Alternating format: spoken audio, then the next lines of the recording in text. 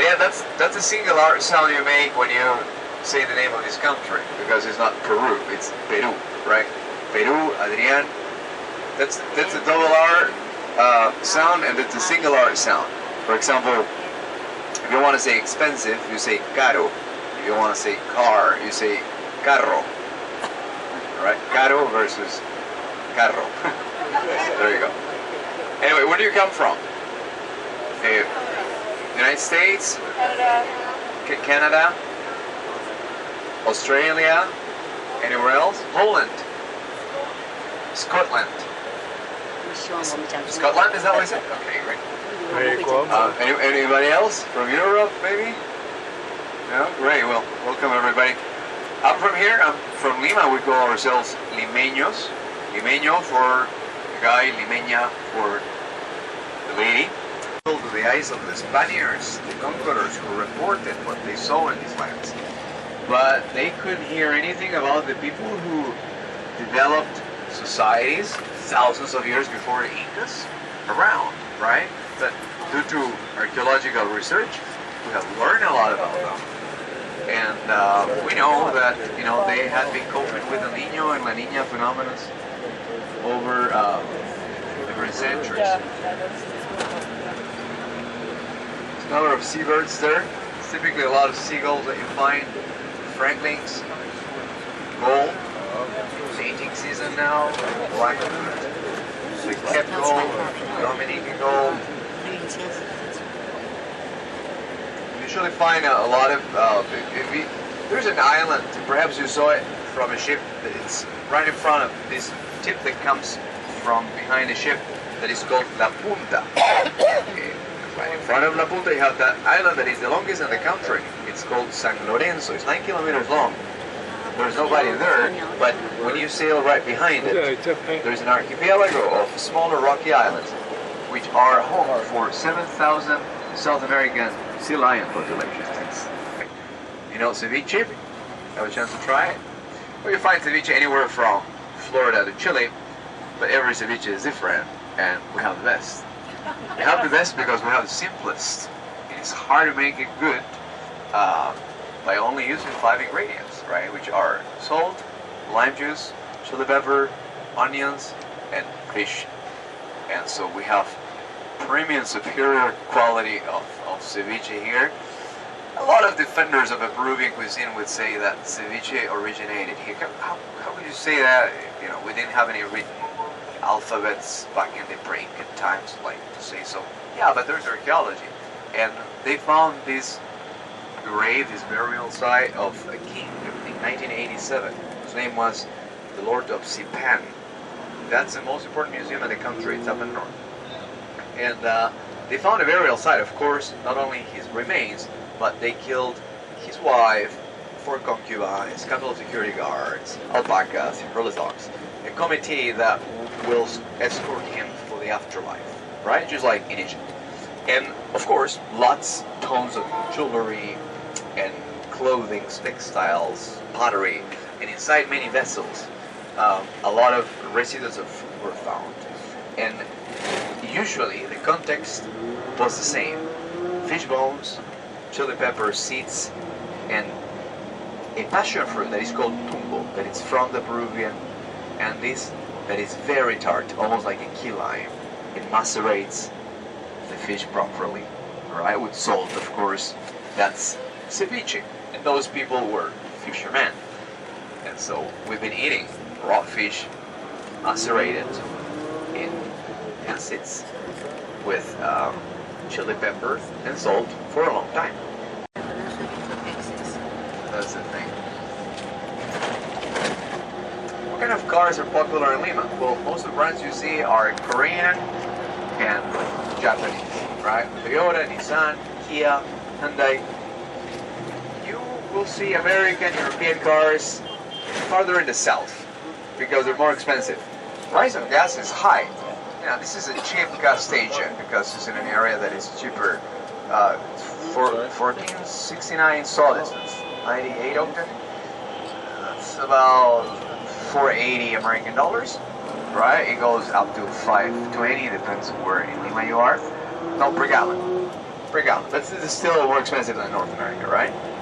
And immigrants, African immigrants. Look around these beautiful buildings. This plaza is called Plaza 2 de Mayo because it was on May the 2nd that we defeated the Spaniards in their last attempt to keep us as a colony. There is a statue, a monument in the center of the plaza. It's a Statue of Liberty. We bought it at the World Fair of Paris in 1872, and we brought it here. Now, why is this such a sudden change? You know, things have changed dramatically from one block ago, right? It was industrial, poor, and now this seems fancy and historical. It's because right by the corner from where we access here is where we have the city wall. So we are inside the old walls. Where are the walls? Well, they put it down because Lima needed to expand and become modern. People were sick of the walls.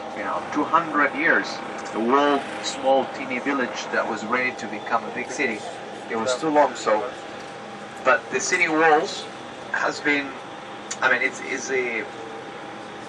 it's a layout that has been taken in consideration by UNESCO, the United Nations for Education Heritage, as to designate this area as a World Heritage Site. So believe it or not, this is the status of Machu Picchu, for example, of the historic district of Lima, because there's a lot of history trapped in these walls in this area. Now, clearly these buildings were nice multifamiliar houses or apartments of important families back in the 1800s. If you had money back then, this was a fantastic area, right? It was beautiful. And all the best boutique stores, the first movie theaters were along this boulevard. And this is where you wanted to be. If you look at the entrance steps of these buildings, there's a lot of Italian marble, right? The flooring is all marble, fancy. But believe it or not, to rent one of these apartments or little stores, it costs nothing. It's very inexpensive because it's not the right place to be. It's all about location, right?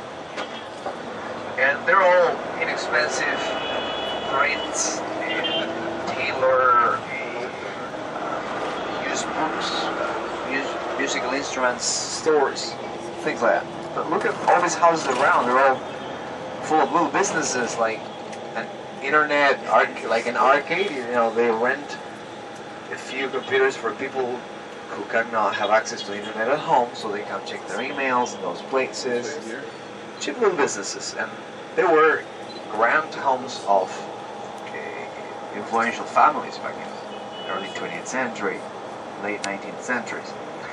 When you see like a shield that it's black and white in the corners or outside some of its properties, it means that that very building has been designated as well as a historical monument by UNESCO, right? There's many of them. What does that mean? That if you're the owner of that building, you cannot put a single wall down, otherwise you go to jail. And that sounds like good, yeah, good for the city, but not good for the owners, right? They're stuck because they wouldn't get a good profitable rent in the area. You don't want to rent one of these houses for $200, $300 a month to somebody who clearly won't give the right use to it and won't keep up the building. So you would just keep it empty, vacant, awaiting for better times to come and do something else with it, right?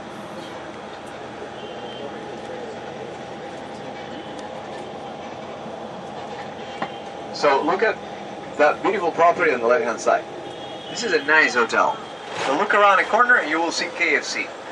So this is an old glory, right? Back in 1924, this was the best hotel in the country. In that residential suite have stayed, I don't know, Walt Disney, Ava Gardner, any celebrity visiting Lima. Because it was next to the theater here on the right hand side, this round tower, Teatro Colón, was the old theater for, live plays. It's closed today. A lot of places are closed. This is the right hand side now. It's a club. It's a social club called the National Club. In the plaza honors the man on the horse in the monument. His name was General José de San Martín. He was an Argentine who crossed the Andes in the year of 1819, bringing what is known as the Libertarian Expedition. It was an expedition that was meant to confront the status quo of the Spanish colonies in Peru that were centered, the headquarters were in Lima.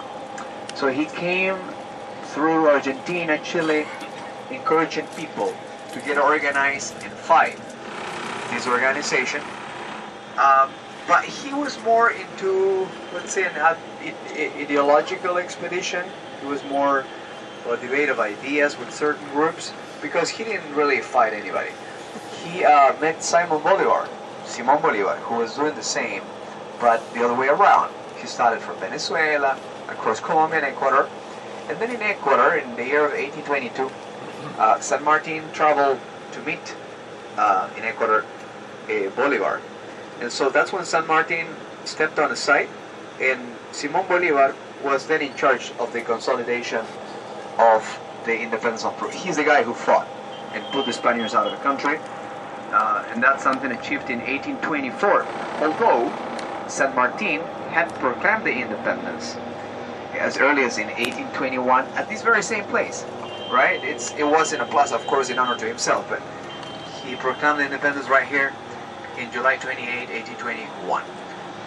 So ever since it were a republic. This on the right-hand side today is one of these Pentecostal churches. Used to be the first movie theater in town, 1912.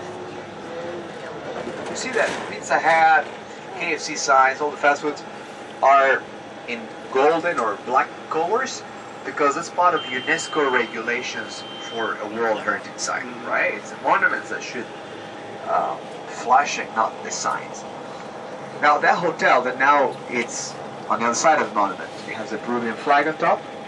It's named after the consolidator of independence, Simón Bolívar. It's the Bolivar Hotel. Yeah, you see, like the street vendors, you also have dancers. You know, these kids are dancing, entertaining. And the dance they're performing is traditional from the Andes. It's called Huaylas. And, you know, they come from a place with there's a lot of farming business.